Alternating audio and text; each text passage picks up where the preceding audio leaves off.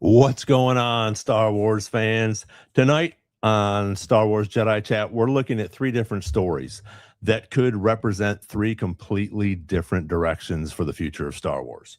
First, the Ninth Jedi just dropped all episodes today. All of them. Lucasfilm's expanding on one of the most popular Vision stories in this 8-episode anime series. So, third is, again, we're going to talk about Anakin in Ahsoka season 2. These questions just keep coming up on what he's going to be in, what he's going to be wearing. So we'll try to separate the Lucasfilm confirmation with the different rumors. So and then the supposed restoration footage for fans, and then we'll see how good it is. It's going to be the 50th anniversary, so it's pretty cool. So anyways, we'll separate these three stories, and let's get this thing started, will we? Welcome to Star Wars Jedi Chat. This is Mike. That is Derek.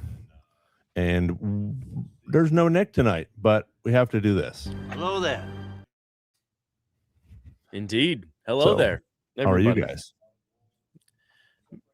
Man, it's start of marching band week. So marching band season started today. I teach drumline at a local high school, and I am exhausted. Gotta love that. Yeah, sunburnt, and yeah, it's good though. I got a great group of young people that know what Star Wars is. And if they didn't, you would teach them anyway. Straight facts. Oh. All right. So we got everybody in here tonight. Who we got in here tonight so far? Holly's in here. Welcome, Holly. Papa Boz. Max, as always, he was the first one in here tonight. 50 Thunder. Dan Jammin. Nathan. Dag got through 5595. Anyways, welcome to all you guys. And we have, since Nick's not here, we called in the big guns. He is going to be one of my roommates this weekend. Please welcome from Clan Brandalorian, John the Boba Fett. What's up, buddy? How we doing, man? Sorry, guys. It took me a second. My camera was deciding to act up. John, with the greatest background ever. You talking about the primary lightsaber? I agree. It's not as good as my Palpatine background of darkness. Darkness. It's sad that you don't see, like, I have like all of these really great Star Wars acoustic panels behind here and a drum set. You can't see it. We would never know. Yeah, it's subtle. And you shouldn't. Derek and John would get along very well. Will get along very well because they sort of tend to lean towards the dark side a little bit more than some of us. Bro, so, I'm straight in it. there's no light in this room. So we have two Sith, and now Mike. So I don't think we've ever asked that, and I know Anakin is your favorite character, but if you had to choose, would it be Jedi or Sith? Would it be Vader or Anakin? I definitely lean more towards the hero characters, I suppose. I wouldn't say the Jedi specifically, because Ahsoka obviously isn't a Jedi, and there's plenty of non-Jedi characters. But I'm unlike John and Derek in that way, I suppose. I do like the villains. I love Darth Maul. Even, in Maul Shadow Lord, you see a nicer side of him. But yeah, Vader, the GOAT, Palpatine, of course. But Ron, you might as well start recording the Instagram and TikTok reels early, because this whole heroes thing, that's perspective. Your flawed Jedi side of things. Mike, it's okay. It's okay to be wrong. Hey, man, in my eyes, the Jedi are evil, Doug. Same. All right, John, we are going to get along. They're all dead anyway. I mean, there's no use anymore. True. That is true. But yeah, you're right. I mean, again, I would lean, I guess, sort of towards the hero side, because Ahsoka is one of my favorite characters as well, and she's not a Jedi, and she will tell you that. To me, Vader's a hero. Yeah, that's just wrong. To you? The amount of blood on that guy's hands. Right. He's drowning in it. Max Rebo says Derek needs a segment called Let Me Be Frank. Actually, I have a sub YouTube channel called Let's Be Frank. It's my travel channel where I make fun of problems with traveling. There you go. So let's get into this stuff tonight. Has anybody watched Ninth Jedi yet? Tonight. We're not going to do any spoilers. Did you watch all of it, John? I did. Nice. I was at work. Nice. I work in front of a computer, so I was locked in. Nice. Nice. And that's what, and this is my obviously opinion. I wish they would do this with all the Star Wars stuff, is just drop it all at once. I know for us as content creators, it's a pain in the ass, but I want it, and I want it now. So when you give me that, I can get up, I can pause it, I can go to the bathroom, I can go grab some more popcorn and sit down and watch the next 8 or 4 episodes or whatever. So, but yeah, go ahead, Mike. I disagree. I agree in certain instances, like Visions. Yeah, absolutely. Tales, yes, but like Ahsoka season 2, for example. If we waited 3.5 years for Ahsoka season 2 and we get to watch it all in 6 hours, and then you're like, okay, now what? Right. At least you get 2 months of it, and sort of 2 months of speculating, 2 months of theorizing and figuring it out and breaking it all down. Like, at least it's a longer lasting lifespan of a show than just, okay, it's over and done with in 2 seconds. Because obviously, if it did release in one day, I would watch the entire thing from start to finish, no breaks. But I yes, the content creator side of me says obviously week to week is way better, but I still, even not as a content creator, think that the week to week is still better. I'm watching House of the Dragon right now, and so good, really, really good, really good. But again, I prefer the week to week thing. I'm very patiently waiting for Sunday. I kind of feel like Andor had the right format for me, where it was week to week, but it wasn't. And man, that giant drop where it was, you get 3 episodes and then you had to wait. That felt so nice. Yeah, I did like that. Well, it was also the year gaps in between, so it worked for the season 2. Like, it was planned that way. Well, I think part of it, honestly, Mike, was like me watching the watch parties with you. And those were fun. They were really fun, and I was so tired. It was like, oh my gosh, I don't have the energy to do this, and I'm working. I have I'm a real boy, but I watched those, and it just felt, I think the sense of community and that everybody was anticipating it so much felt really nice. Yeah, for sure. Andor, as much as I did love that 3-episode release, it felt like a great story arc. It wouldn't have worked nearly as well if it was 1 episode per week, but those probably took 10 years off my life. Like, I was up for 24 hours straight every single Wednesday doing breakdown videos for 3 different episodes. It was something else. Yeah, I can only imagine. I'm trying to get there, but yeah, Visions. John, without any spoilers, what was your take? I loved it, dude. Again, I hadn't watched any of the Visions before I hopped on with Jimmy, and he had me go through it with that first experience. But no, I went through, and I've been kind of building into it, and I would say as I've gotten older, I've appreciated the animation style a lot more, like the work that goes into it. And so you get something where like the other 2 episodes where it's just the sound, the animation, the lighting, like it's all really good. It's a different perspective on Star Wars. So for me, like a different Star Wars story, like I will always love that. And it's it's interesting to see them kind of play with the boundaries. So it's like it's probably not going to get talked about as much as had it been mainstream. But no, there's some things in there that happen, and you're like whoa. That's pretty insane. So again, I won't say anything, but I watched through it. I was very pleasantly surprised. Now, without spoilers, because I really am excited about this, is it the same kind of format as like season 1 and 2, where you have like different directors and different kind of themes, or is it like this is all cohesive? It blends a lot better.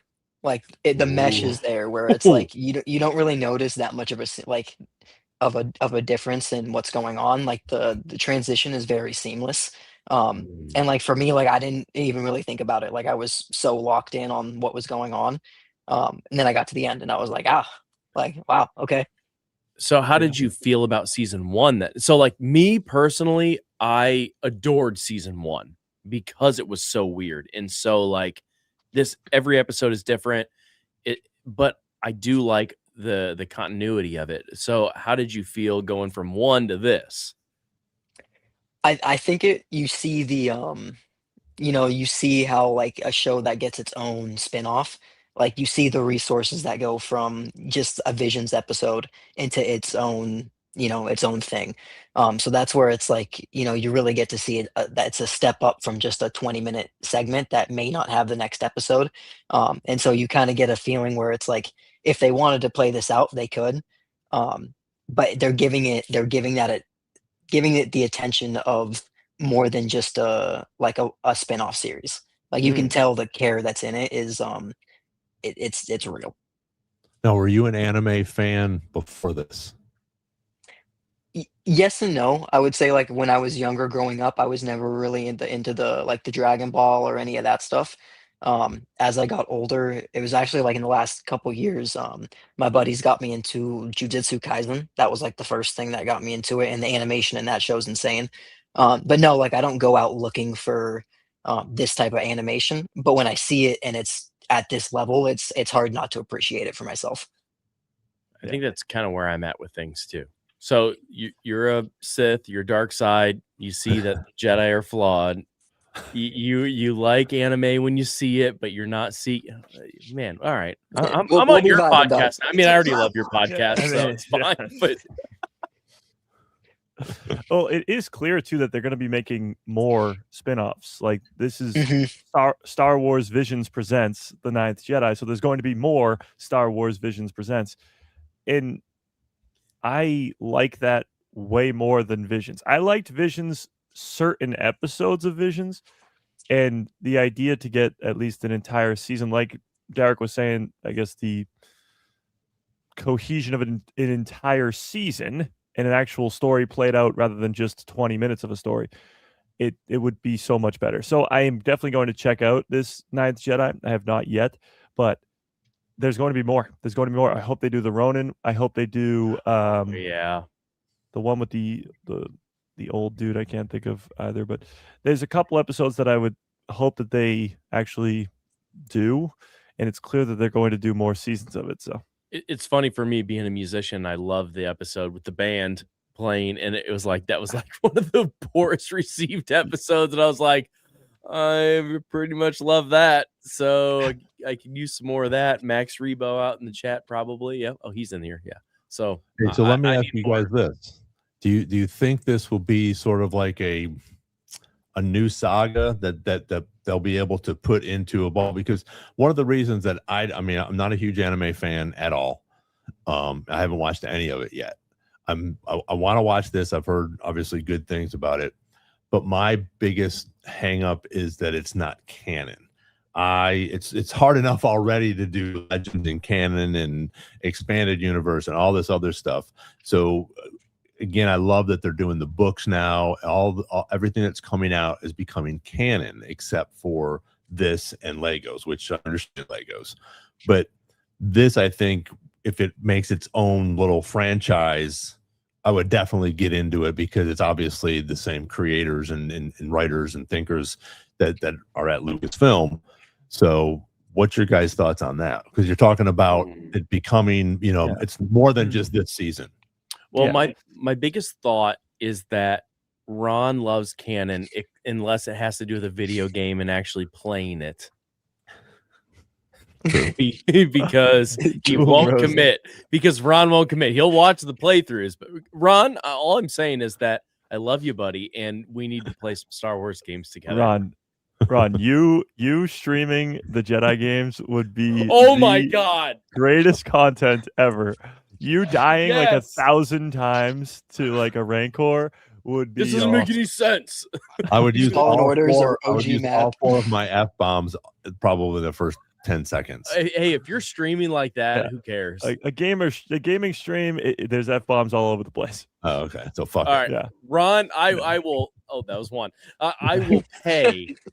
I don't know if anybody else wants to see this. I will pay for Ron to do the Jedi games. Play Cal Kestis. There it is. We're at 15 minutes.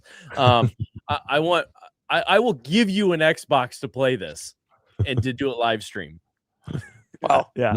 Speaking of live stream stuff, sorry, I got to go off here because I spent 2 days doing this, and Mike can definitely feel my pain. But I got my Discord set up yesterday, so if you guys want to slide over there, there's a free one. There's a Jedi Council one that's paid for. We're gonna have a whole bunch of fun things once we get some people in there. So I have a Discord if you guys want to check it out. It should be in this link here on YouTube. So go check that out. And yes, I would be down for that. I would like to do that. As long as, like I said, like I can pay to keep going, or I can get more lives. I don't know what these things entail nowadays, because when I did play some different video games a while back, you could pay to get more lives, or you could, No, you don't have to worry about a that. program where it's, go ahead. No, You're talking about Pong, Ron?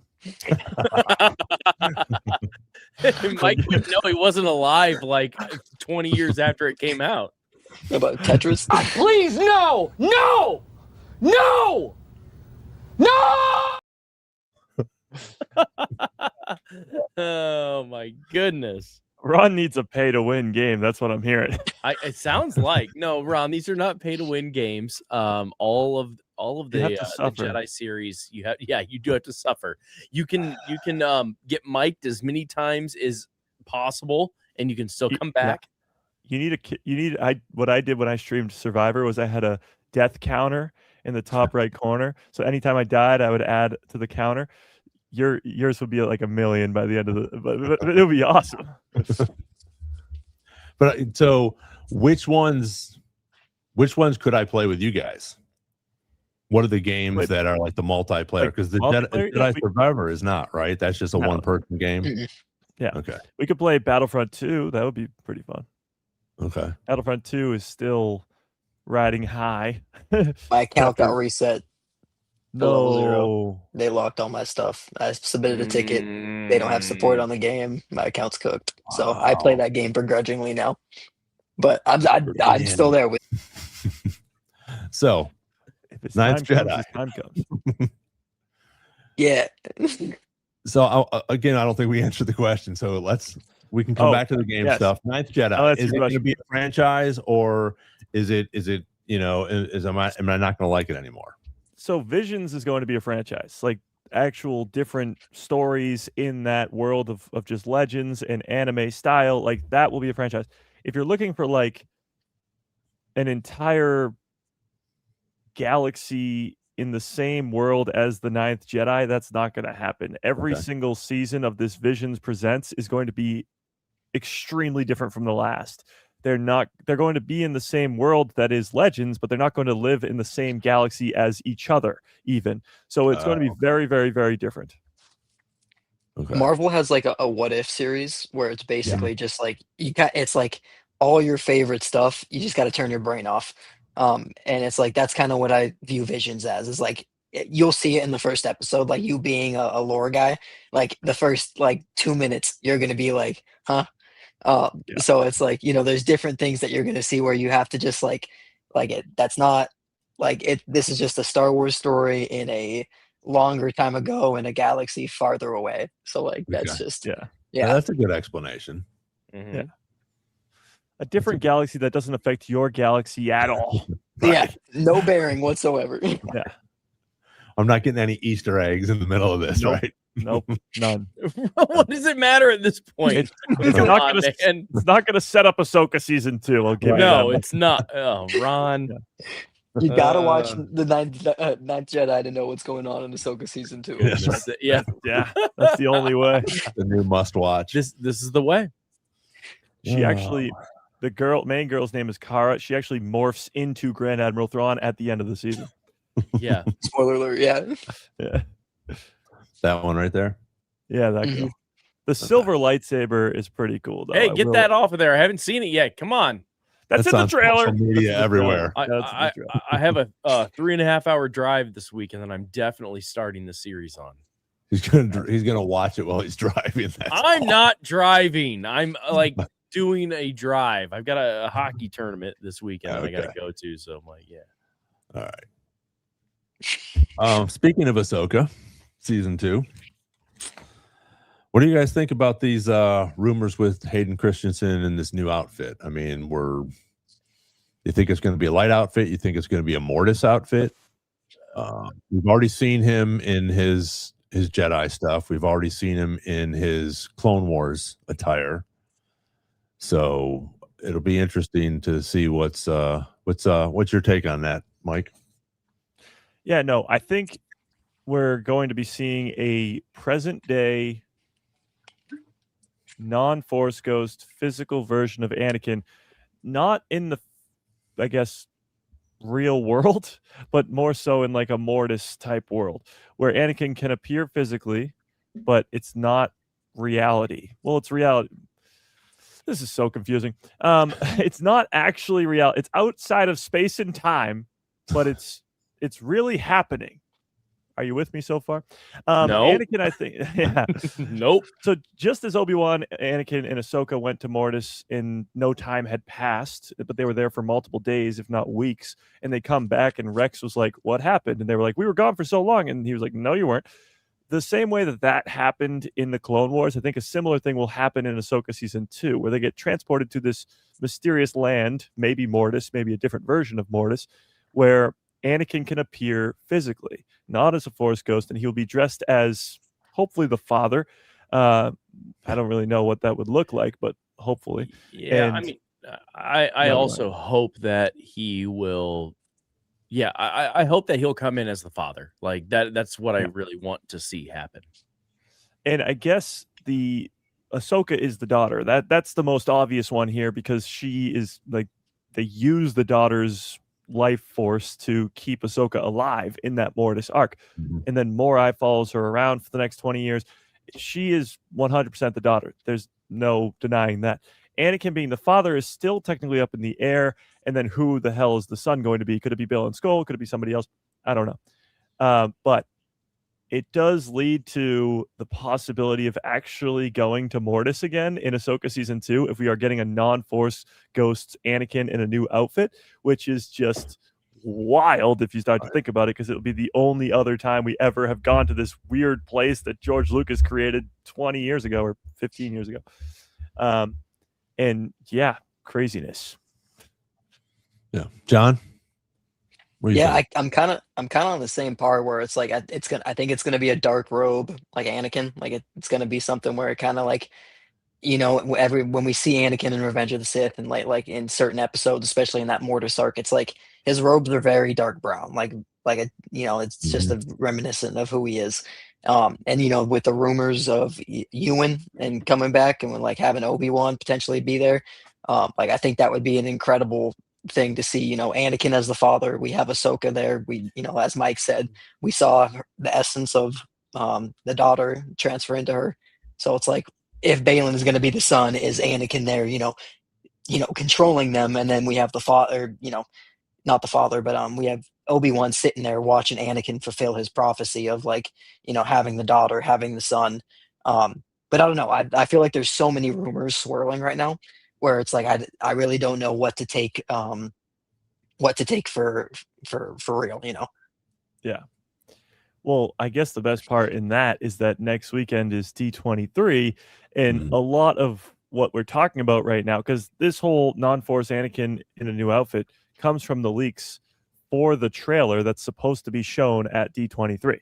So if that trailer is shown and leaked out or even just released publicly, then we're going to know right away if, one, that leak is true, and two, what Anakin is looking like when he's a non-Force ghost in this new outfit. So it'll answer a lot of questions, and that's 9 days away. Yeah. Yeah, not this weekend, next weekend. Yep. And hopefully I think we'll probably get some sort of visual leak as well. If not, maybe some more art to go along and some more pictures, maybe some behind the scenes stuff, so we get some more information. And hopefully they'll give us a date. I don't even care if we could get a date. That would be fantastic. Show them the trailer, but if we can get a date, I would love to see that. Go ahead. I mean, we all still hope that we see Abeloth, but have you seen the rumors that Cate Blanchett is reportedly in talks about being Abeloth? Yeah, I think that's garbage. I think it's but I mean, I would love to see her in Star Wars, but I mean, I think we all know that Shin Hati is going to be that. That's what I hope is going to be happen. I hope so too. The whole Cate Blanchett thing, I've only seen it come from one place. In the source, I don't know at all, so I could not speak to the validity of that. But I think Abeloth is definitely coming in season 2, but I hope it's Shin Hati. Well, and I think that's it's just more of a obvious choice. Go ahead. Yeah. No, I was going to say the same thing, where it's like, they built up the story for the character, and it's like, why introduce a whole new, what character and background when they already have this character that we have implemented in the location following. So it's like, I agree on that one. Yeah. Maybe they could have Kate play the flashbacks of explaining her origins, and then be like, oh my God, she looks like Shin Hati, and then she takes over Shin Hati's body or something, and that could explain it. But Holly makes sense. Oh, go ahead. Keep going. No, sorry. I was just about to say, because it makes more sense that maybe she doesn't have to look like a Night Sister, but she is a Night Sister, because that's where she's from, is Peridia. Yeah. So this character, whoever Abeloth ends up being, should be a Night Sister.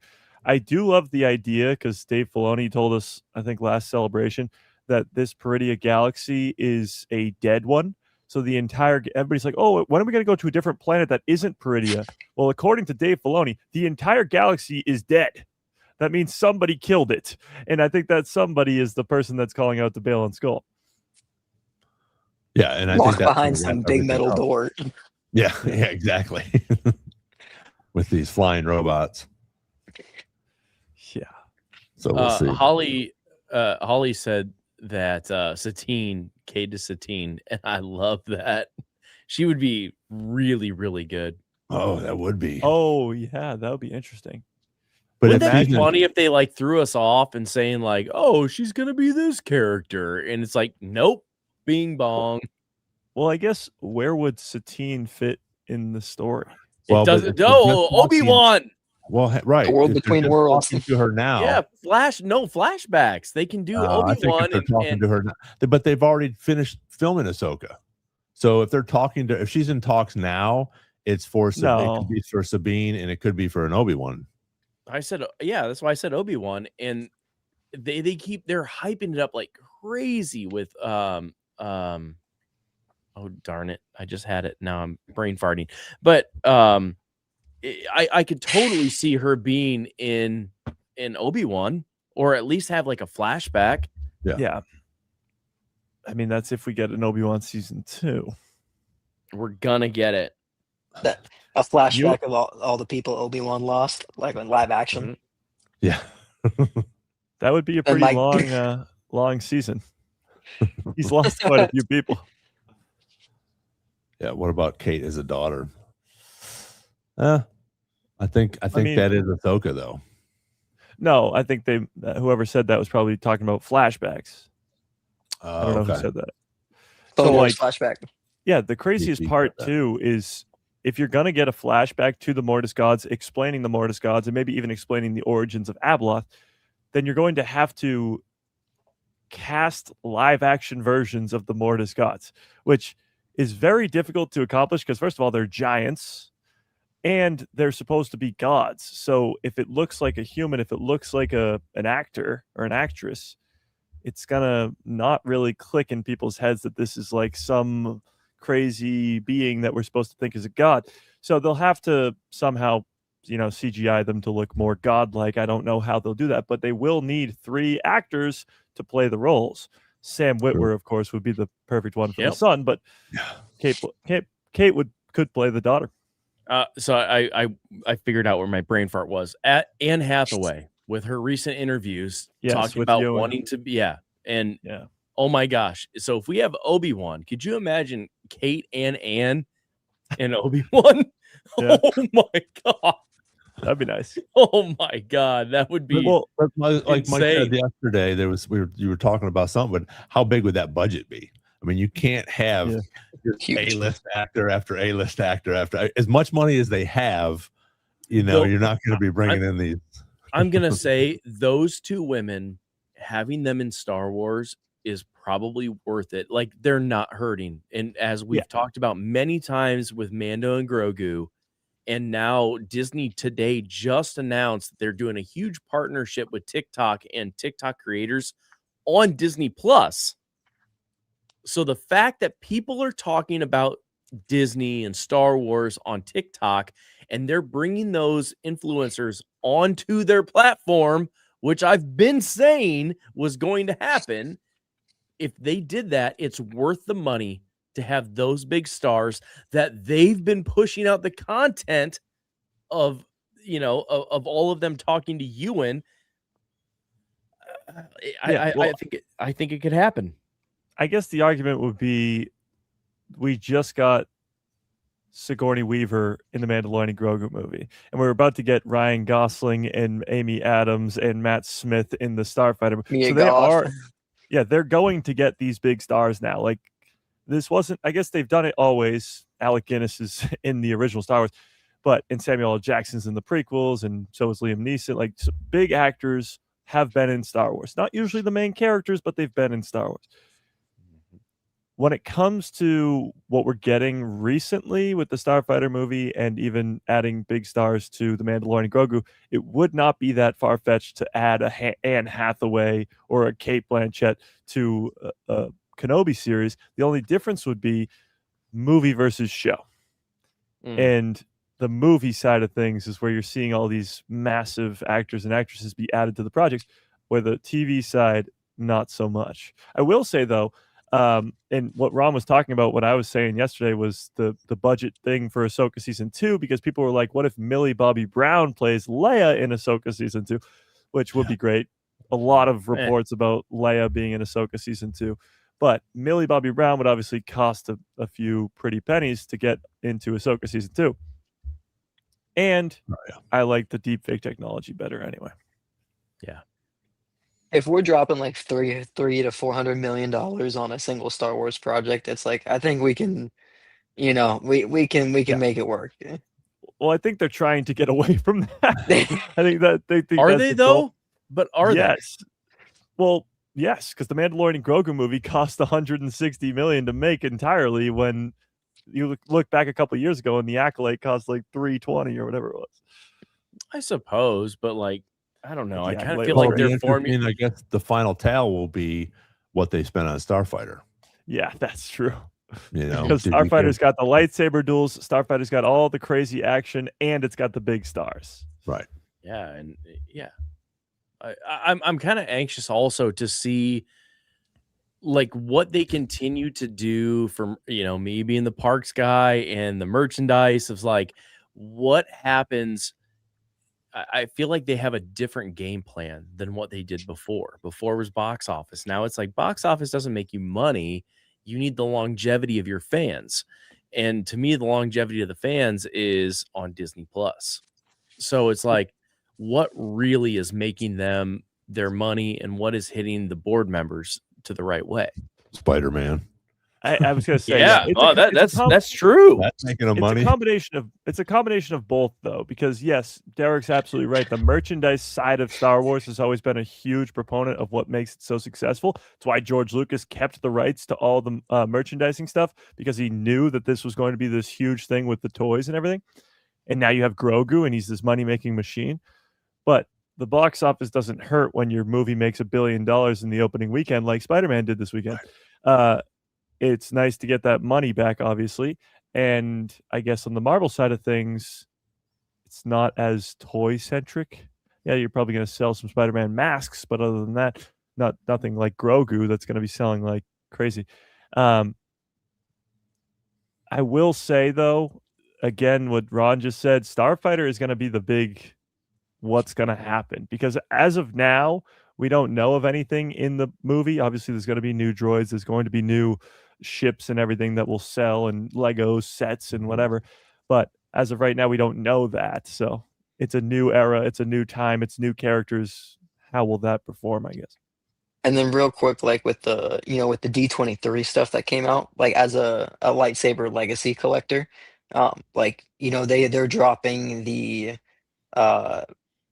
attack on Palpatine set, where it's like Kit Oh, I Fisto know. saber, Palpatine saber. There's like 4 sabers in a box that when you open has a light up LED strip in it. I'm already sold. I'm a sucker. There's like Wow. 1,000 of them that are going to be made, and it's like, they can always come back and just be like, hey, we're 20 years removed from Revenge of the Sith, and we're finally going to drop that thing Yeah. you wanted, and it's going to sell out. So it's like, Yeah. with Star Wars, I view it as a blank check, where it's like, we're going to be 100 years down the line. Star Wars is still going to be doing its thing. So Well, You better John bring brings a up new a good credit point. card this weekend, John. Oh You're yeah. gonna- Well, John brings up a All good 3 of point them. Man. with D23. D23's next weekend, and I've Yeah. made my predictions that there's not going to be any massive Star Wars predictions, but there have been some other people that have been speculating that there's going to be some big changes at Galaxy's Edge again. Whether that is Rise of the Resistance, which I don't think is going to happen. I don't foresee that. I mean, I'm sure we're going to hear that Disney World is going to get the unlimited universe of not a timeline, which would be great because Disneyland's been perfect for that. Do you guys foresee anything in D23 for Star Wars? Where I'm thinking we'll get some trailers and some really small stuff. There are some people that are thinking we're either going to get an international park announcement. I've or we're heard that. going- Yeah. which oh my, if Star Wars at Japan happens, I am cutting off my left leg to go. I'm going. Y'all It'll need a be hard to kidney. get around. Who needs kidneys? Yeah. Well, give a I kid Not do me. think the big headline from D23 coming up will be Starfighter, because I hope that the trailer, at least that's going to be shown there, is going to be released publicly, because The Mandalorian's first official trailer came out last September, so a month early for Starfighter sounds about right, and you can utilize D23 for what it's supposed to be and promote the hell out of your next Star Wars movie. So I hope that the main focus is Starfighter and that trailer, and that will be the main headline.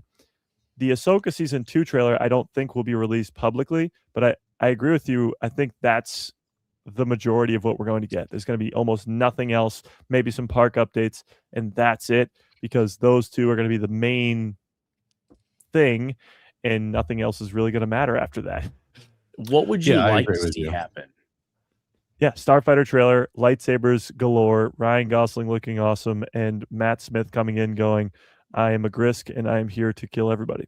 No, but I'm talking like Blue Sky. So if you don't know, Blue Sky is like Disney, like does their crazy things that could happen and they probably won't. If you could have a Blue Sky thing for Star Wars at this at this event next weekend, what do you want it to be? Luke Skywalker. His, Doing what? Jedi Academy.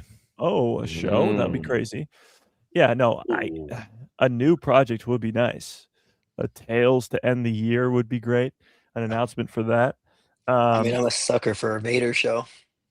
Always. Yeah. Oh, Always. But yeah, I just hope that the Ahsoka Season 2 trailer is released publicly. That's my biggest Yeah. hope.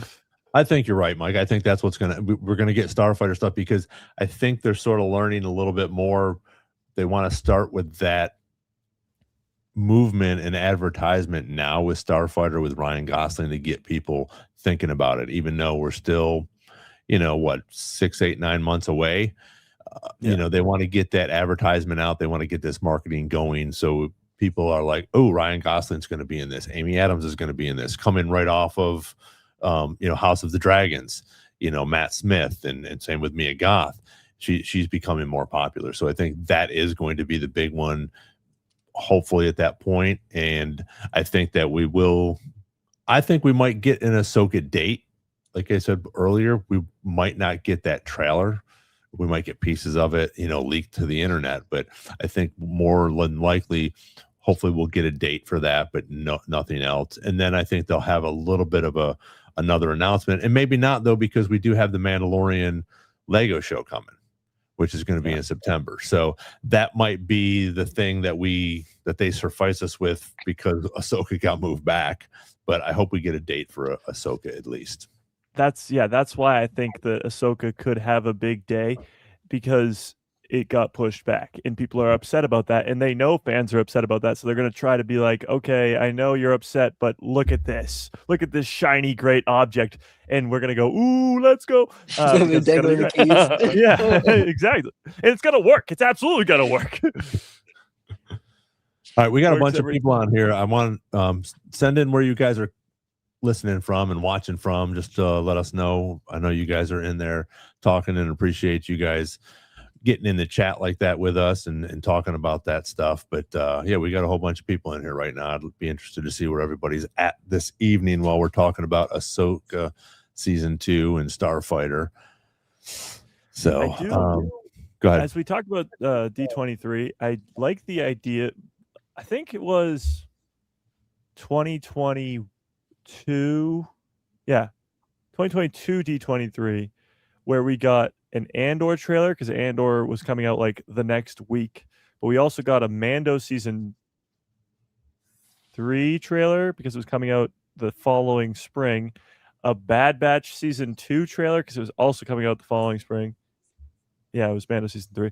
So it was like 3 major trailers, release dates, announcements. Like, there's a possibility that D23 next week is insane because it's happened before.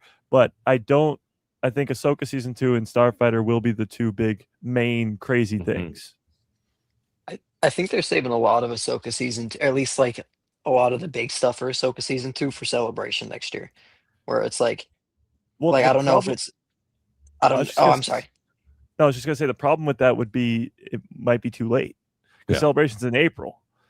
That's the one thing is like I don't know how they're gonna try to swing it into utilizing the 50 to cover, or if they're if they end that and then go straight into the Celebration. Yeah. Well, I do like your idea of having. They're going to have the entire Ahsoka cast at Celebration. We know that even if the show's already over, they'll still have the entire cast there.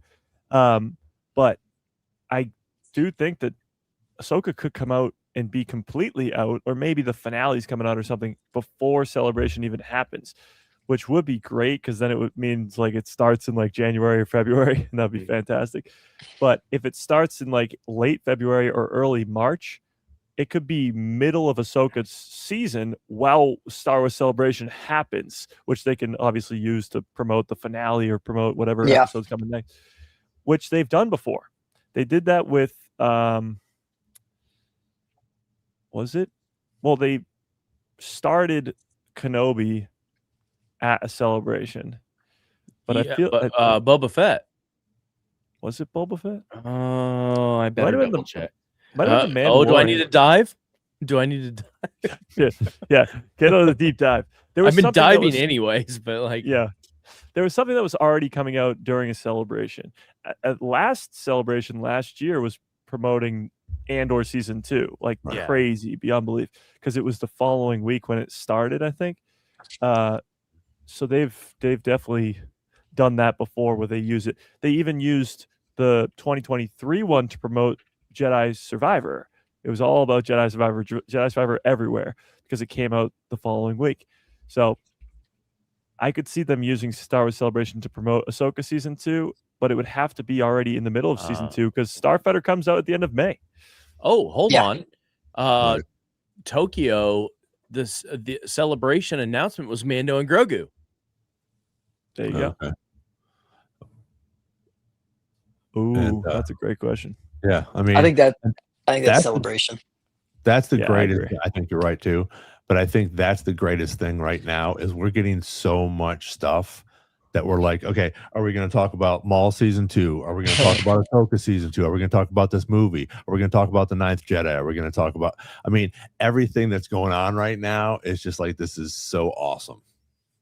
You know what I think is even crazier too is after Ahsoka season 2, after Maul season 2, right now there's no other shows on the horizon. Movies, sure, the Simon Kinberg trilogy, the Rey movie, the Dawn of the Jedi movie, there's a ton. Shows, nothing. So I got a feeling that Star Wars Celebration is going to be like Dave Filoni walks out on stage like he's Kevin Feige. They put up the whole like timeline for the future of Star Wars, what's coming out when, new shows, season 2s of shows, because you got to remember, it wasn't that long ago that they announced stuff like Skeleton Crew. And we sat there going, what the hell is Skeleton Crew? Jude Law? What is happening? And then we got Skeleton Crew, and it was great. Even go back even further, Andor was announced, and we were like, why are we getting a spinoff of Cassian Andor? He blew up to the Death Star. Who cares? And then it becomes one of the best Star Wars projects of all time. So I get a feeling that Star Wars Celebration next year is going to be similar to that, where we get season 2 announcements, like maybe a Book of Boba Fett season 2, maybe a Skeleton Crew season 2, but we get more new, something we just don't even know, something we can't possibly fathom, like Maul Shadow Lord, which happened last year. And they came out right away saying Maul Shadow Lord comes out next year, and we've already been working on it for an entire year in secret. So they could be working on stuff right now that we don't know about in secret, and we have no way of knowing. And I think one thing what they're doing a great job of is including the different studios to like, hey, like we can't do this alone. Like we're not going to be able to pump out like the content we want by ourselves. Like we're going to let you guys do your different shows and let you get like, you know, live action, animation, different style animation, where it's like Maul was a lot of like painting and art, water painting and different things like that, where it's like, you know, completely different realms, and they brought in a bunch of different artists, and like I really like the kind of the attack they're going with it. Yeah, I agree. And it does allow you to get different stories, I guess, because Maul Shadow Lord is a very different story, but it works. Andor is a very different story, but it works. So yeah, more of that, please, and thank you. Yeah, well, and that's the thing is like I just said, we're getting so much Star Wars stuff, which is really cool. It's hard to pick, but I think you're right, and that's what I like about Dave being president now is he'll get up there and, like you said, show that big board, you know, with everything that's going on, and I feel like more of it's going to come to fruition than it has in the past. Where Yes. they're like talking about all of these directors and this and that. We're going to do this show and that show, and you know, Yeah. and I think there's a nice handful of stuff with the Simon Kinberg stuff and the Dave movie, you know, and possibly, you know, Kenobi season 2. You know, maybe we get to see John Nawat again, you know, and different things like that. So I think there's so much stuff that could be on the horizon, and when he puts it up there, it's going to come to fruition at some point, you know, and a little bit longer probably for some of these things, as we know, especially like with movies. You know, Dave's not going to flop out 3 movies in 4 years.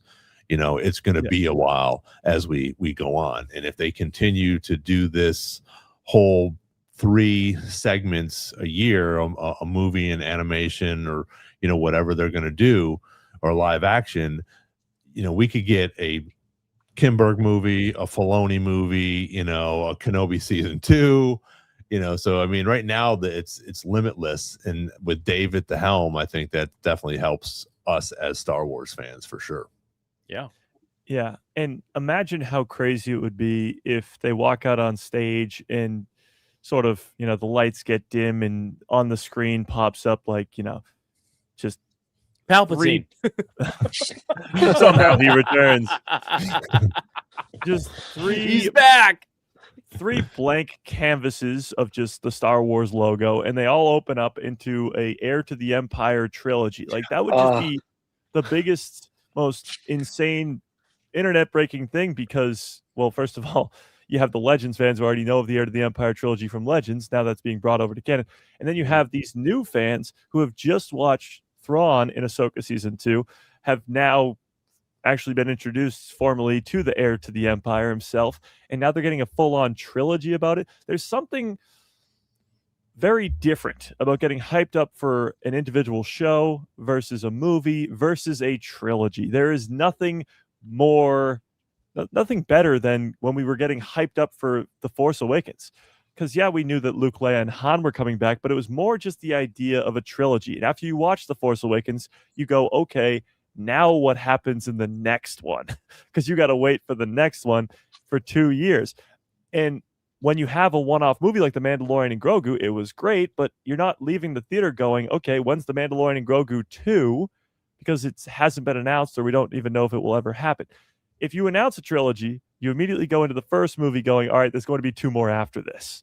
And if they do an Heir to the Empire trilogy, if they do the Kimberg trilogy or announce it at Celebration, it will add this crazy buzz in the Star Wars fandom until 7 or 6 or 8 years later when that trilogy ends. And you'll have buzz on Star Wars for the next decade because of a trilogy. Well, I mean, honestly, if we're going to get a trilogy, I would love to see a character walk out covered in Orbalisk and his Darth Bane. And it's like Darth Bane at the end of his life. Yeah, I mean, and then it just like has all these cutscenes going earlier in his life. I mean, I was kind of being, I was being realistic. I didn't know. How is that not realistic? How's it not realistic? He's been in a game. Like, come on, man. It's not realistic. It's a whole book. It's a whole book series that they haven't even explored. You could have hit me with Malgus, and I would have been like, yeah. Well, no. The reason I'm saying it's not realistic is because we've already gotten confirmation of a Dave movie. We've already gotten confirmation of the Simon Kinberg trilogy. I don't need confirmation for shit. Like, I really don't. I would love a Bane trilogy. Don't get me wrong. It just came out of left field. I didn't see it coming. Right? Yeah. That's the whole point. Is that you don't see it coming. Like, we didn't see a lot of the series coming that we got. True. What about like a Satele series? Yeah. I would. The problem I would have with the Bane trilogy is you're starting at the end.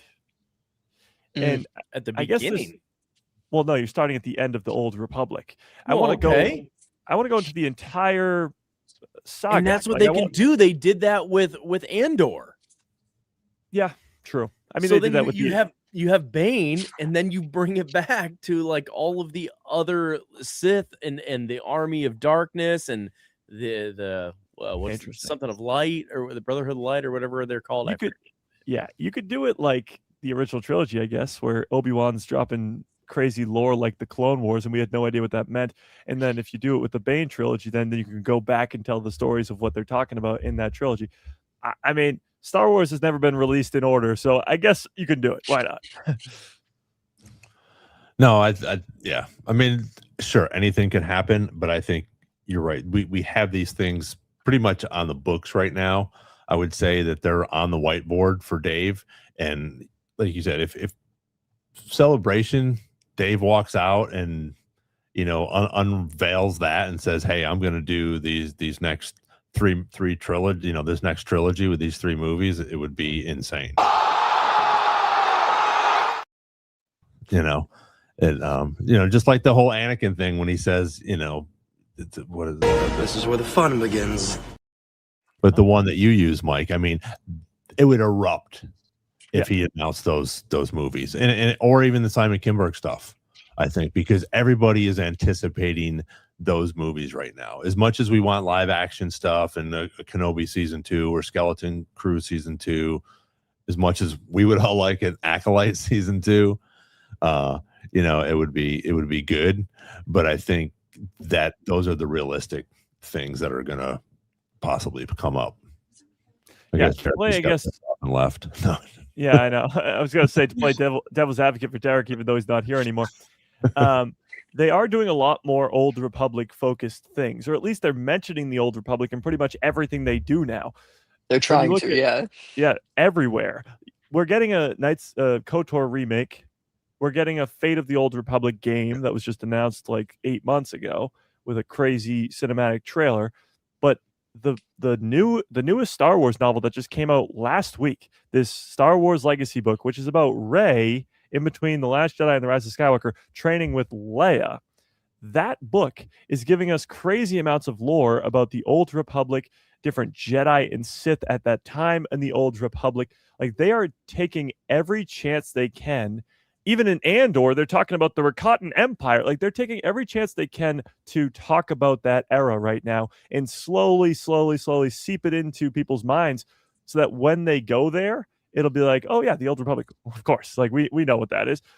Yeah. Because it's 25, or it's anywhere from 25,000 to 1,000 years before the prequel trilogy. That's an insane time jump that we've never had in Star Wars before. So to get people acclimated to that, I feel like they're doing all these video games and mentioning it in a Rey book, and they're trying to get us settled in for an Old Republic show, because obviously fans like us are going to be in no matter what, but it's getting those normie fans to go, what the hell's the Old Republic? Right.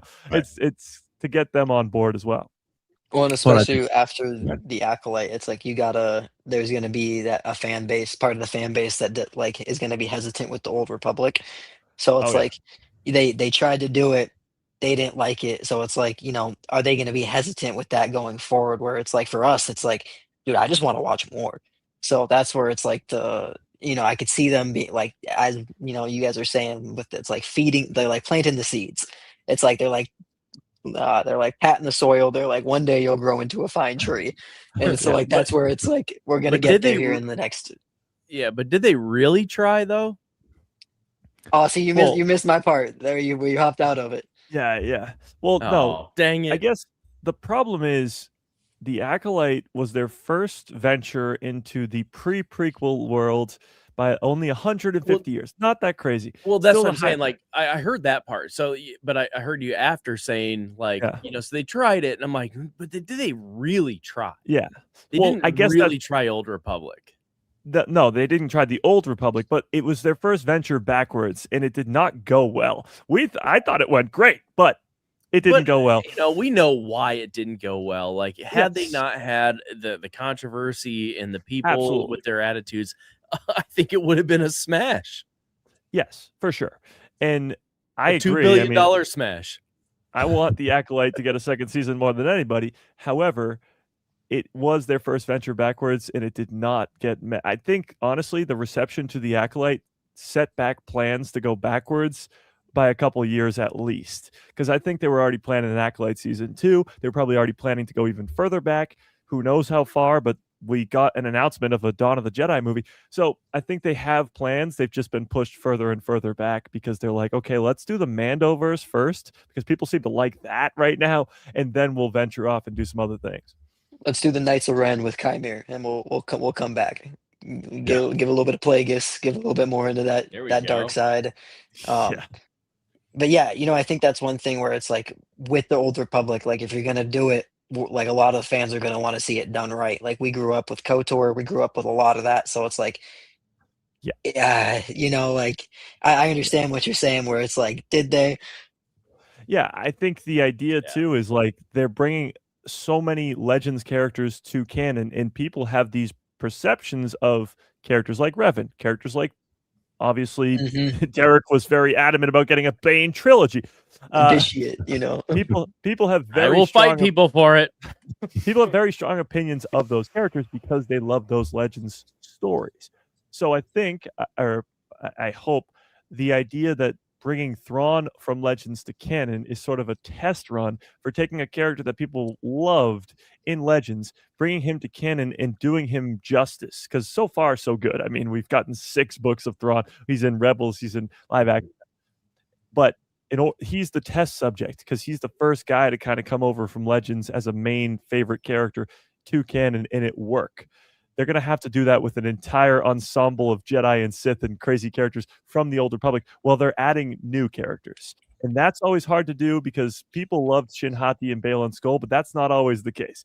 Sometimes, for every Shin Hati and Baylan Skoll, you get a Vespa gang from the Book of Boba Fett. And that's not going to go over well when it comes to the Old Republic. If there's a Vespa gang cruising down the street behind Darth Revan, it's just not going to work. So the test run is the Mandoverse. The test run for everything has been the Mandoverse. The Mandalorian's the first live-action show. Test run. How about a first Well, movie back in theaters? Test run. How about Thrawn coming into live action? Test run.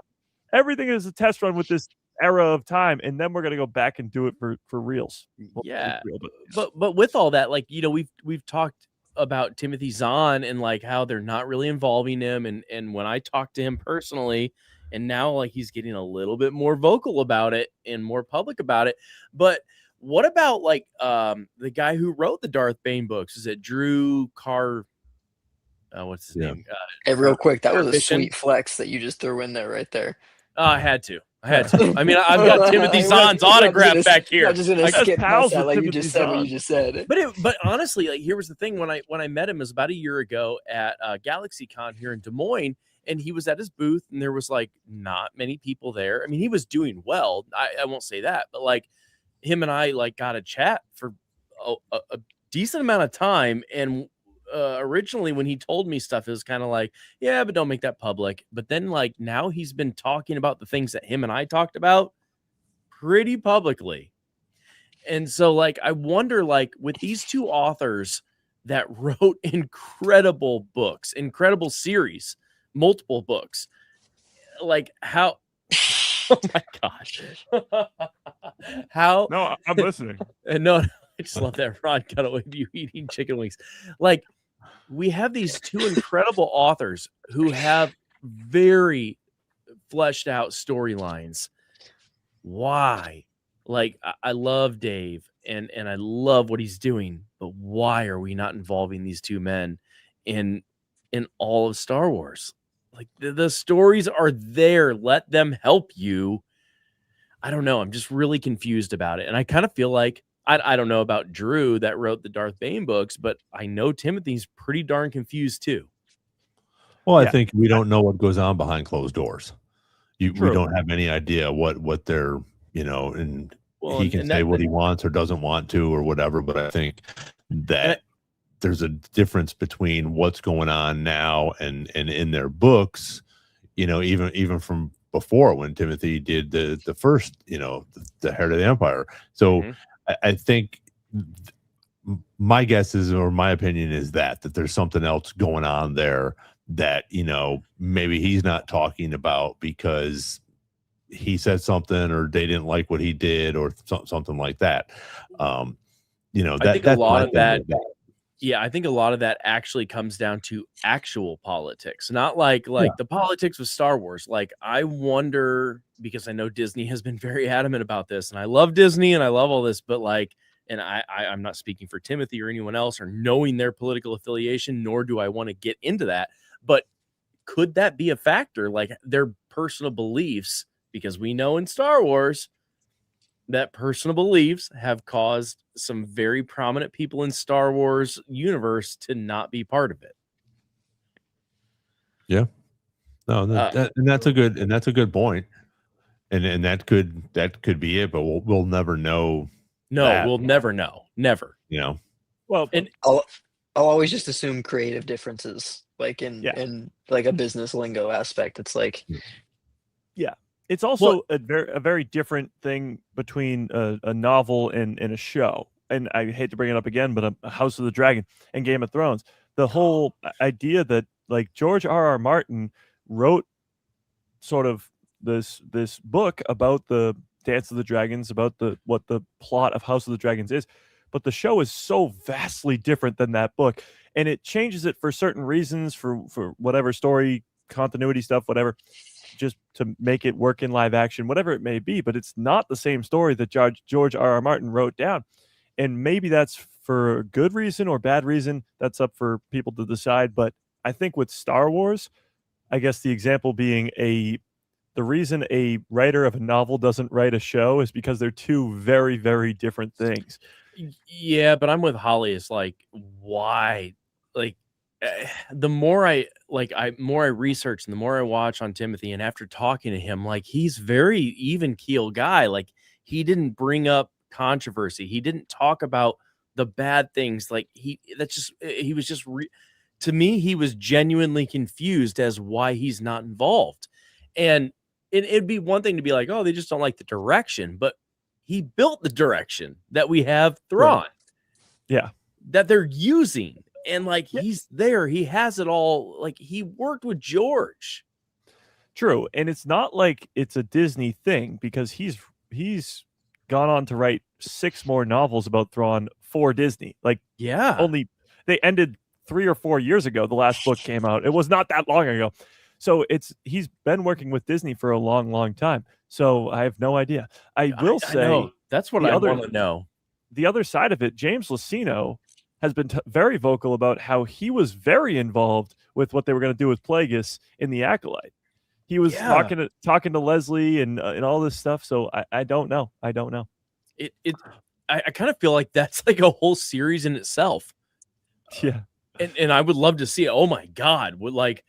I already have Disney Plus since day one, but like if that came out on Disney Plus, because they have been doing a little bit more pushing back on Disney on their documentaries on their own platform. What if that came out of like not the dark side of Disney, but like, like the dark side of Star Wars. But what if we did see a little bit more pushback on some documentaries and some inside info? I mean, I'd be all over that. What do you guys think of that? No, I don't think so at all. To the light? I think no. Yeah. Okay. Thrawn. That's just Max Rebo being Max Rebo. Thrawn has his reasons, I suppose. Like as Derek said earlier on in this live stream, a bad guy does not think he's bad. And they have it's from a certain point of view. Thrawn has his reasons for doing the things that he does and joining the Empire. And they even say that if it was the time of the Republic, he would have joined the Republic. So it's not that he's trying to just join the bad guys. He's trying to protect his people. So it'll be and we don't know what Thrawn's up to still. Like he's running from something at the end of Ahsoka season 1. He knows of whatever power Balin's probably looking for. The Night Sisters are probably giving him a lot of information. He's coming back to a galaxy he hasn't been in 11 years. So we don't really know what his true intentions are. We don't know what he's going to do. He's been gone for so long. He doesn't know, or maybe he does know what the state of the galaxy looks like now. He's with a bunch of Night Sisters. So I guess it's only time will tell type deal. I know Timothy Zahn has actually said he'd love to write a book about the 11 years that Thrawn was on Peridia, which would be great. But yeah, I mean, we will have to wait and see, I guess. Ahsoka season 2 will give us a lot when it comes to Thrawn and what he's going to look like for the foreseeable future. We lost 2 Death Stars. Yeah. He's going to be like, I told you so. Damn, man. I told you that was a horrible idea, and you guys went and did it again after the first one blew up? That's pretty good. Yeah, because he was against it. Yeah. Yeah. We show up with 1,000 Star Destroyers to Endor. Right. No, you showed up with anyways. Well, yeah, alert. I mean, that might be also an argument as to why he can work as the heir to the Empire. Because if you think about it, Palpatine is evil, and we know he's evil. Like, that's undeniable and sort of obvious in the movies. Well, in the prequels, he kills all the Jedi. We know he's evil. With Thrawn, he doesn't have the Force. He's not a Sith. He can't spew lightning out of his fingertips. You have to establish that attitude. He can't. You have to establish that he's the heir to the Empire and that he is worthy of that title, because that's a very, very crazy title to give to a guy who hasn't really done much for the last 11 years. So to have him come in and actually do something that earns him the title, I think that's what Ahsoka season 2 is going to be. He's going to get a big old win under his belt, but also prove that he deserves that title. And again, saying something like that in the show, like, I told you guys not to do the Death Star thing, it failed, and then it failed again. I'm going to prove you guys wrong and do this, and that it's successful. That proves right away to normie fans and hardcore fans alike that Thrawn is worthy of that title and deserves to be in charge. So it's not going to be easy to do, but this character is 100% the only person who can be that transitioning piece, I guess, to Snoke. I don't know how we get to Snoke from here, but we get there eventually. And then his fleet gets donated to the First Order. Yeah. Somehow. So Chopper asked, did they consult Zahn with rebels? And from my understanding, from what he told me and from what I've seen, is know. They didn't Really? personally consult him, at least not as far as like having him be anything with show details. Now, if what he did say was that Dave definitely talked to him about like what his vision and details were. So like, could there have been aspects of what he wanted and what he was thinking pulled in? Absolutely. But like, was he like a showrunner or something like that? No, he was not. No, and I don't think he should be. Again, I think writing a novel is very, very different than being a showrunner for a show. I will say that was but at you the had a time- guy that went from Legends to canon. That's my only thing is like, well, at maybe I'm the time of Rebels, he was writing the books for canon though. Like he was Right. already in the trenches of creating this character, a prequel to the character. Well, even those books tie directly into what's happening while he leaves Lothal in Rebels. So it's very much the same story, and it's very much in between those stories. So that guy was working on that while Rebels was coming out. yeah. So Holly said Zahn was brought on after season 2. They already had it written. That makes Well, yeah, that makes sense. Ron doesn't come in till season 3, right? Mm. All right, let's dive. I'm diving down. Here we go. Dive. Look at this. This is good though, because this is what I really like about Star Wars. It's like you can go in stuff and like people will never understand. They're like, oh, I saw the original trilogy, or I saw the prequels, or I saw the sequels. And this is such deep dive stuff, but to us it's normal. Yeah, this is a normal. It's like, day. why is this not a thing, or why was this a thing? And I think that's what is so important, is that there's something for everyone in all of Star Wars. There's somebody sitting there watching us going, who the hell is Timothy Zahn?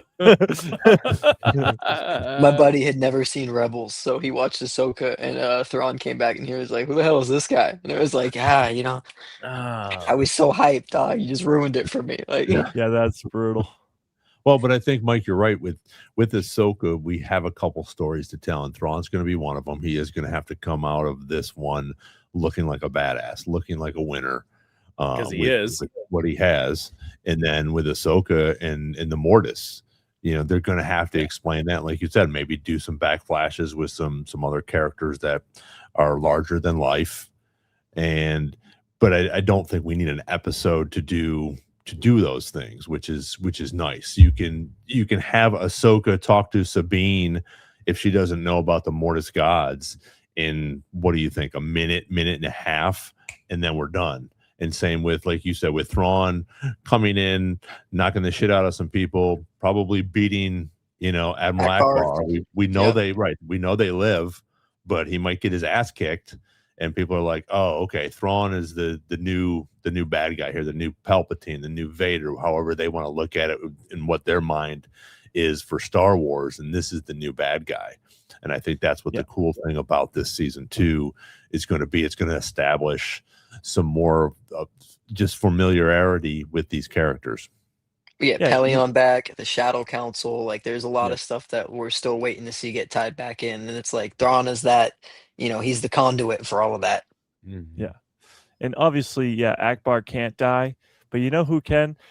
How do you establish a villain? How do you establish? we're gonna mic drop. Oh, are we gonna mic drop? Oh, we 100% are. You know how you establish a villain? Well, hold on, Mike. Ron's gonna mic drop this. Oh, okay, sorry. We can't talk about killing them Can't off. talk about it yet. Let me eat a chicken wing. Not yet. Okay. Warning! Not everyone survives the galaxy. It's time for Mic Drop, the segment where we predict who's getting eliminated, who's not making it out alive, and who may have just booked a one-way trip to the dark side.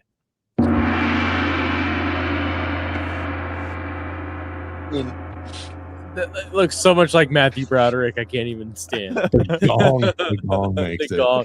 And The gong Mike is the eating best. chicken wings. Yes, of course.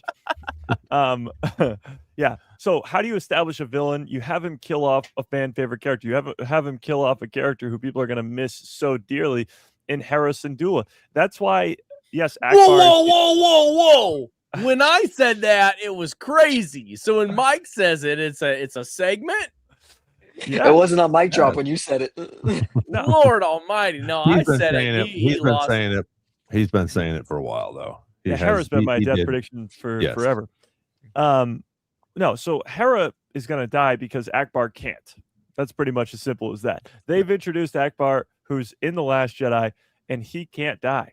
So somebody significant has to. Somebody has to prove that Thrawn is this almighty threat. And to do so, if he kills Hera Syndulla, imagine what that would do to so many fans, because she is the linchpin for that entire Ghost crew. She is the mom. Like, that would be devastating to everybody. Zeb, Ezra, her own son, Jason. Yeah, he's It going would to be kill like- him too. Jason's dead. Jason is not dead. Jason's dead. He's going to kill his mom, and then Jason's going to get so angry and try to embrace the dark side. Thrawn's going to Dunzo. Lightning bolts out of the fingertips, right? Yeah. I thought Oh, Bendu, man, you're I'm here nothing. for all of it. Well, I do actually like. I'm very glad you brought the Bendu up, John.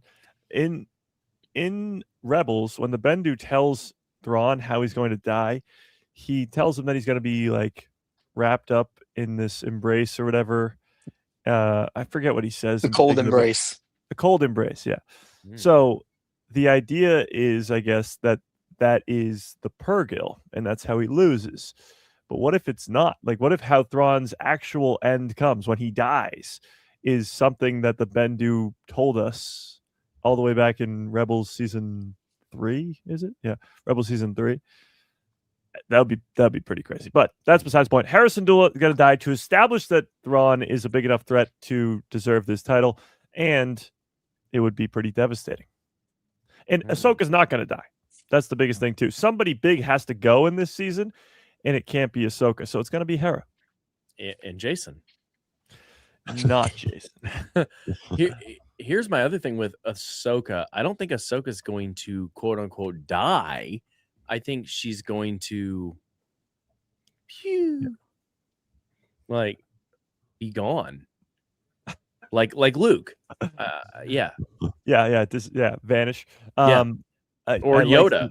I like the sound effect. I like this. Can we get the sound effect again? That was perfect. Clip that, Ron. No, These are I all agree. AI generated.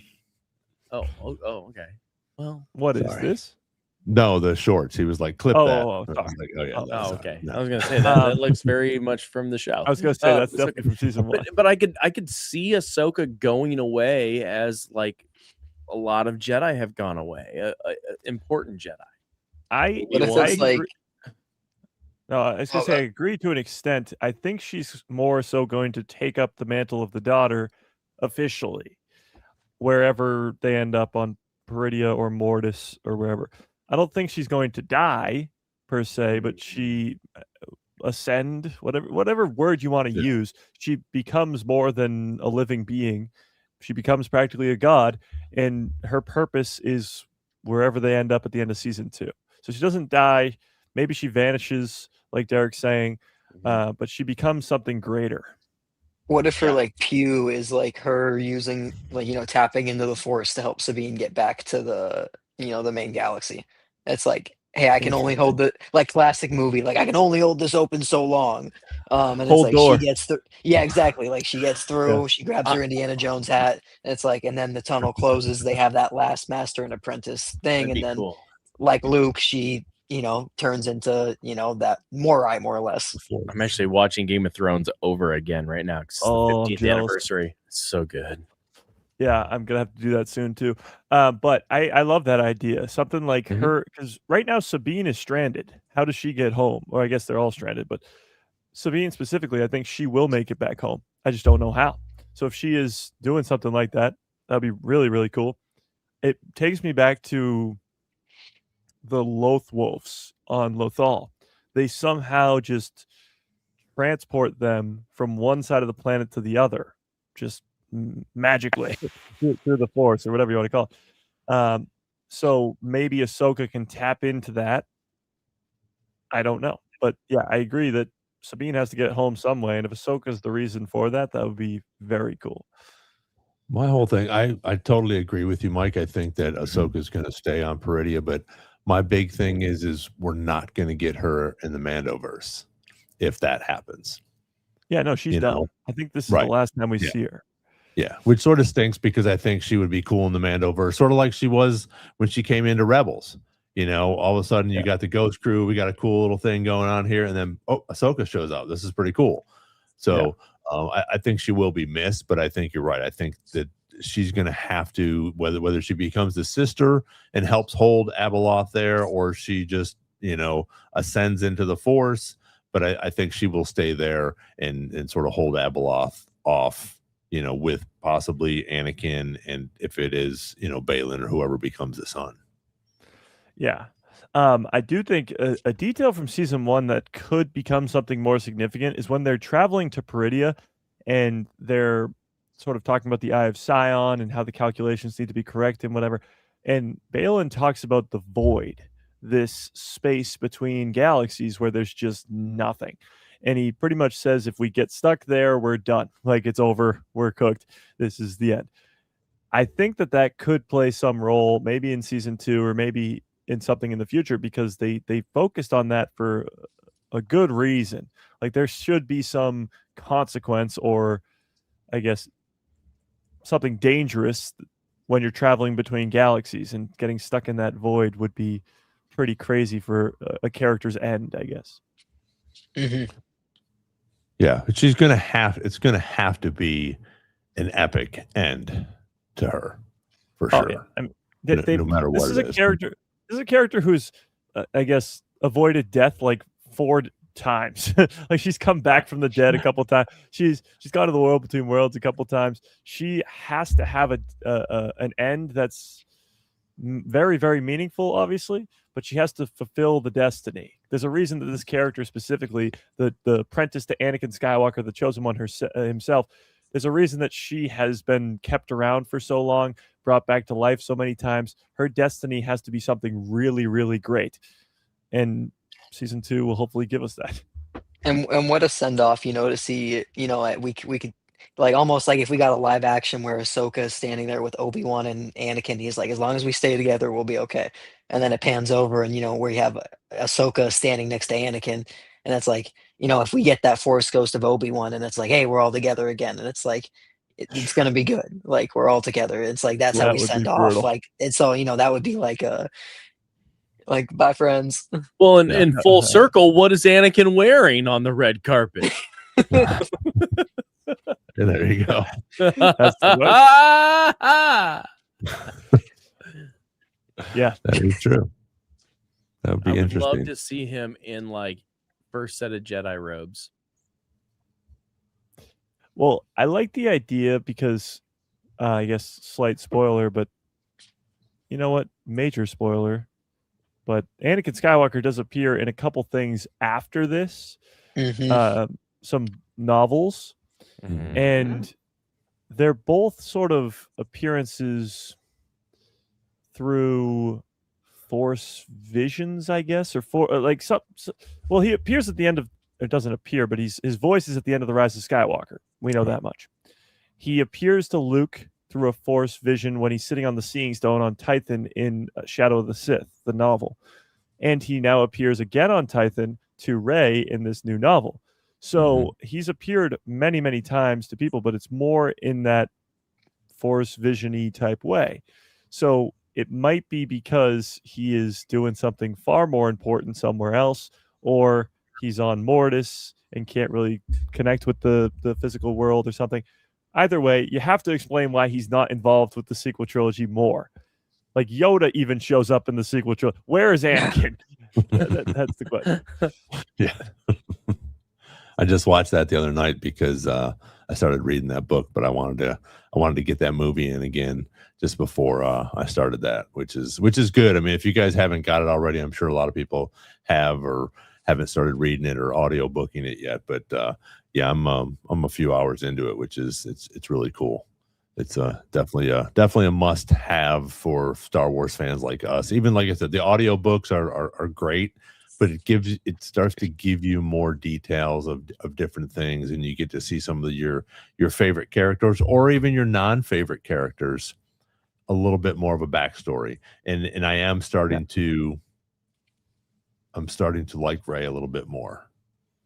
Watching this or reading this, listening to this book. Yeah, I'm not watching it. Well, see, and like I'm one of the few that like I didn't dislike Rey. I disliked the direction of the movies. Like it wasn't Rey that did it for me. Yeah. No, the concept of Rose Rey to me, was terrible, but the concept of Rey to me is really, really great. It's very similar Yeah. to Anakin. It's very similar to Luke, but it's great. It's a scavenger girl who was sort of her parents abandoned her there because they had to. She grows up as this girl who's alone. Then she gets blasted off into this galaxy. She has a bigger purpose. Ends up that she's a Palpatine, which I still think is really cool. But then she, trains with Luke, trains with Leia. It's just we didn't get a lot of that. So I agree with you, Ron. Getting this book, getting to see her relationship with Leia, getting to see more Leia is great too. But for Rey specifically, it just adds so much more context to her character that we just never had before. And it gives her more struggle. It gives her more training, which is a big deal for a lot of people. It gives her more training. And it sets up a lot for the future too, with her new Jedi Order, with the sacred texts and the old Republic stuff now, and it adds more. And they go to Tython. It's great. Yeah. So I don't know if you guys read the chat. We're gonna end up a little bit early tonight. John and I both have to finish packing. We are heading to Texas tomorrow for Rebel Scum Con. So I know we didn't get to everything. The whole thing about the trilogy, being reworked a little bit, the restoring some of the footage. I think we can talk about that next week. I think that'll be pretty cool. But we have a bunch of time before that comes out. Make sure you check out Mike tomorrow, 2:00 on A Guy Who Loves Star Wars. And John, I'm going to give you a little time to let everybody know what you got going on with Brandon. Yeah, man. Every Sunday, Clan Fete, we are live at 11 a.m. Central Standard Time. We talk about just about everything Star Wars, Legos, movies, shows, leaks, all that good stuff. And then, you can find us at for the Instagram, the Boba Fett with 3 T's, and Clan Brandalorian. That's both of our channels. We're both affiliates for the Saber Company. So if you guys ever are looking for a lightsaber, we can get you hooked up. But other than that, no, we'll be out there this Sunday and Friday, Saturday, Sunday, with all the people and living it up. And I truly cannot wait to meet everybody in person. And I am truly honored to be here, and I'm always excited whenever I can be on with you guys. So I appreciate you guys truly. Absolutely. Well, and thank you for being on here. So, like you said, you got to go check it out. It's fun because you get Mike 3 days a week. You get me once, and you go see Brandon and John. Check them out on Sundays at 11 o'clock. It's just it's refreshing, depending on what you're doing Sunday mornings. It's a cool little thing we get to listen to these two guys talk about stuff that and everybody's different, which is cool. And that's what I love about all the podcasts and all the friends and the creators that we're meeting, and we'll get to meet this weekend. So, and we'll see Holly there as well. Holly will be down there. She lives in Texas. So we're all heading down there. And again, we'll be having probably your guys' channel as well. But I definitely will be doing some lives down there. We'll be doing some interviews as well with some of the cast and actors and actresses that'll be there, which is pretty cool. We'll get our list of who we get to interview Friday, I think. So nice. It'll be fun to talk to some of these people that are going to be down there, which is fun. Amy Allen she just got announced, which is cool. So get to chat with her and see how things are going with her, and so it'll be fun. So we got Puppy in the last minute Darth Maul appearance. She was like, "Hey, I've been on this episode. What's up?" So no, thank you guys for being here. Thank you guys for in the chat that are just here every week, putting in the comments, chatting with each other, chatting with us. Really appreciate it. You guys could be doing something else, and you're here listening and chatting with us, talking about Star Wars, which is great. So don't forget about Mike tomorrow, and then again on Saturday. And we will see you next week. We'll see you this weekend, but we'll see you next week on Star Wars Jedi Chat podcast. See y'all.